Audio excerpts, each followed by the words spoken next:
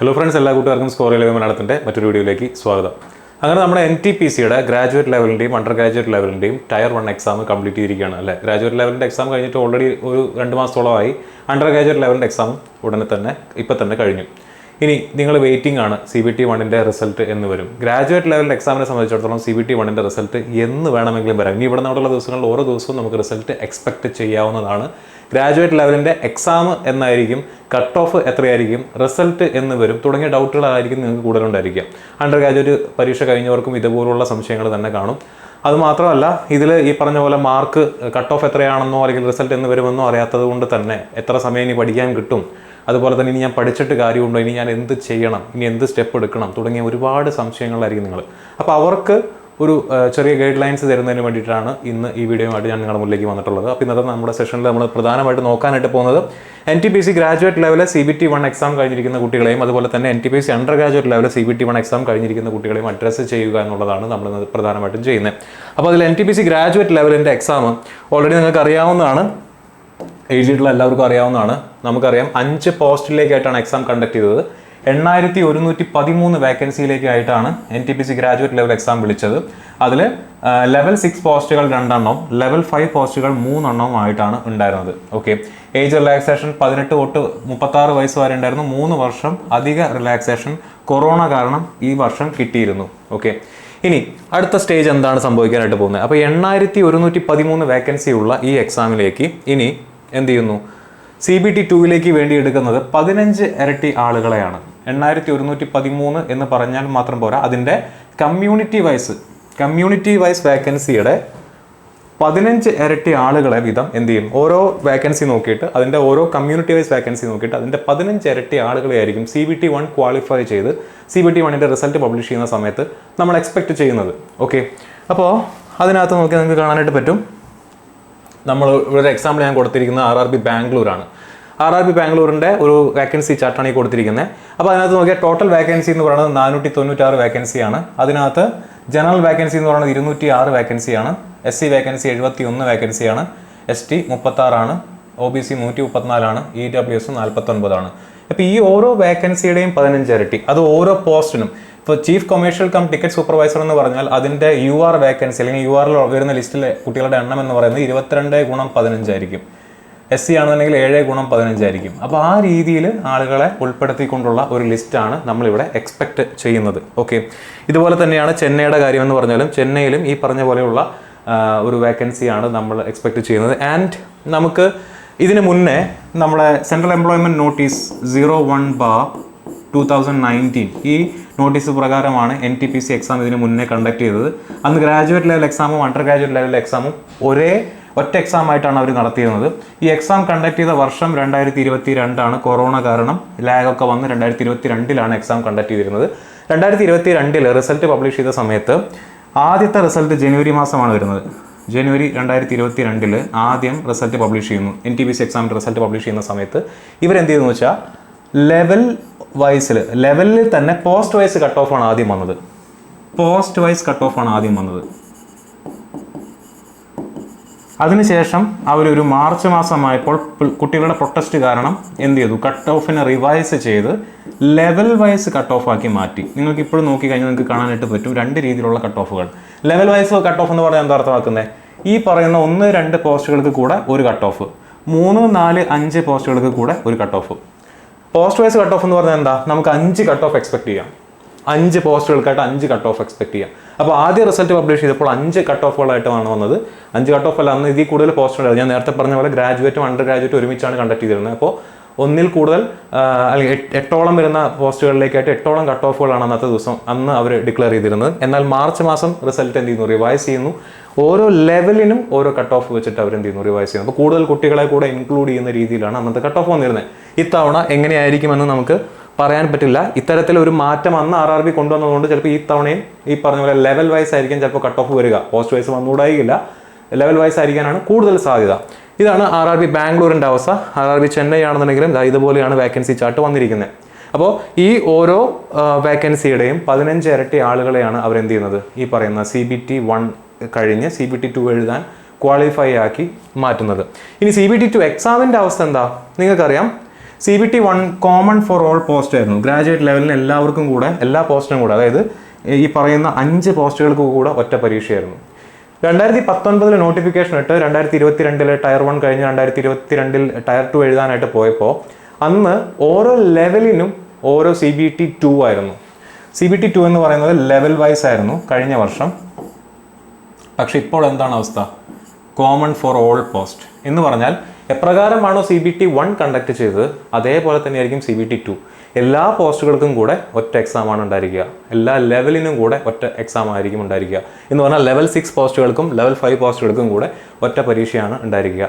ഇതിന് അഡ്വാൻറ്റേജും ഉണ്ട്, ഡിസഡ്വാൻറ്റേജും ഉണ്ട്. അഡ്വാൻറ്റേജ് എന്ന് പറഞ്ഞാൽ എന്താണ്? അഡ്വാൻറ്റേജ് എന്ന് പറഞ്ഞാൽ എക്സാം പ്രോസസ്സ് പെട്ടെന്ന് തീരും. ഇപ്പോൾ ലെവൽ 5ൻ്റെ ഗുഡ്സ് ട്രെയിൻ മാനേജറിന് ഒരു CBT, അതുപോലെ തന്നെ ഈ പറഞ്ഞ സ്റ്റേഷൻ മാസ്റ്റർക്ക് വേറെ CBT എന്ന് പറയുമ്പോൾ വേറെ വേറെ എക്സാംസ് ആയിട്ട് കണ്ടക്ട് ചെയ്യുമ്പോൾ പ്രോസസ്സ് പിന്നെയും ലാഗ് ആവാനുള്ള സാധ്യതയുണ്ട്. നെഗറ്റീവ് എന്താണ്? മറ്റേതെന്തായിരുന്നു എന്ന് വെച്ച് കഴിഞ്ഞാൽ ലെവൽ 5ന് നിങ്ങൾക്ക് ഒരു പരീക്ഷ എഴുതാൻ പറ്റും, ലെവൽ 6ന് മറ്റൊരു പരീക്ഷ എഴുതാൻ പറ്റും. ഇനിയിപ്പോൾ അത് പറ്റില്ല, രണ്ടിനും കൂടെ ഒറ്റ പരീക്ഷയുള്ളൂ. അപ്പോൾ ആ എഴുതുന്ന പരീക്ഷയിൽ നിങ്ങളെ എക്സാമിനേഷൻ നിങ്ങൾ പാളിക്കഴിഞ്ഞാൽ നിങ്ങളുടെ ഇത്രയും പോസ്റ്റുകൾ നിങ്ങൾ ക്ലിയർ ചെയ്തിട്ടുണ്ടെങ്കിൽ ആ പോസ്റ്റുകളെല്ലാം തന്നെ കയ്യിൽ നിന്ന് പോകാനുള്ള ഒരു സാധ്യതയുണ്ട്. അതാണ് അതിൻ്റെ നെഗറ്റീവ് എന്ന് പറഞ്ഞാൽ. അപ്പോൾ അത്രയും കൃത്യതയോടുകൂടെ പഠിച്ചാലാണ് നിങ്ങൾക്ക് ഇത്തവണത്തെ NTPC CBT2 കയ്യിലെടുക്കാൻ പറ്റുള്ളൂ. ഞാൻ ഈ പറഞ്ഞ കാര്യം വളരെ ഇമ്പോർട്ടൻ്റ് ആയിട്ടുള്ള ഒരു ഫാക്റ്റാണ്, ഓർത്തിരിക്കുക.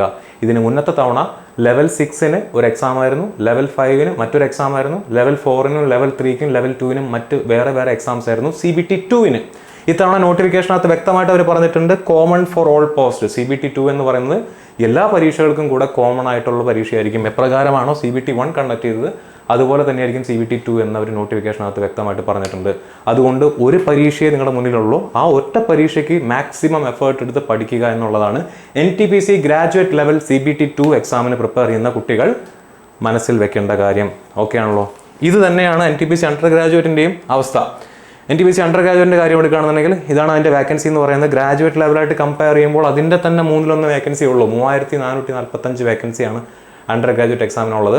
ഈ എക്സാമിലും ഈ പറഞ്ഞ ഗ്രാജുവേറ്റ് ലെവൽ എക്സാം എഴുതിയിട്ടുള്ള ആളുകൾ ഈ എക്സാമിൽ എഴുതിയിട്ടുണ്ടോ. അപ്പോൾ ഇതിൻ്റെ കോമ്പറ്റീഷൻ കൂടുതലായിരിക്കും, കട്ട് ഓഫ് ഉയരാനുള്ള എല്ലാ സാധ്യതയും ഉണ്ട്.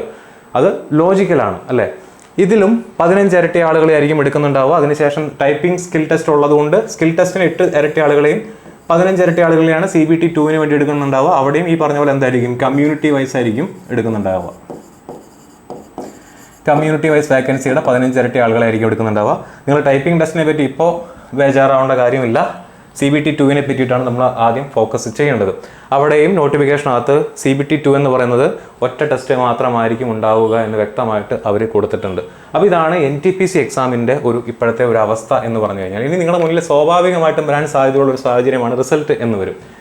ഗ്രാജുവേറ്റ് ലെവലിൻ്റെ എക്സാമിൻ്റെ റിസൾട്ട് ഞാൻ നേരത്തെ പറഞ്ഞ പോലെ തന്നെ ഇന്നോ അല്ലെങ്കിൽ ഈ നിമിഷമോ തൊട്ട് എപ്പോൾ വേണമെങ്കിലും നമുക്ക് എക്സ്പെക്റ്റ് ചെയ്യാം. കാരണം അണ്ടർ ഗ്രാജുവേറ്റ് ലെവലിൻ്റെ CBT1 കൂടെ കഴിഞ്ഞതോടുകൂടെ ഗ്രാജുവേറ്റ് ലെവലിൻ്റെ എക്സാമിൻ്റെ റിസൾട്ട് വരാനായിട്ട് പ്രത്യേകിച്ച് കാലതാമസമൊന്നും ഉണ്ടായിരിക്കില്ല.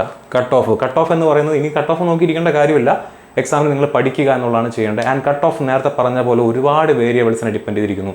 നമ്പർ ഓഫ് അപ്ലിക്കൻസ്, അതും നിങ്ങൾ ഏത് കമ്മ്യൂണിറ്റിയാണോ ആ കമ്മ്യൂണിറ്റിയിൽ നിങ്ങൾ കൊടുത്ത RRBയിൽ എത്ര വേക്കൻസി ഉണ്ട്, അവിടെ എത്ര അപ്ലിക്കൻസ് ഉണ്ട്, ഇതിനെല്ലാം ആസ്പദമാക്കി നിങ്ങൾ എഴുതിയ ഷിഫ്റ്റ്, നിങ്ങളുടെ ആ സമയത്തെ ഡിഫിക്കൽട്ടി ലെവൽ, ഇതിനെല്ലാം ആസ്പദമാക്കിയായിരിക്കും കട്ട് ഓഫ് എന്ന് പറയുന്നത്. സോ കട്ട് ഓഫ് എന്ന് പറയുന്നതിന് നമുക്ക് ഒരിക്കലും പ്രെഡിക്റ്റ് ചെയ്യാൻ പറ്റില്ല.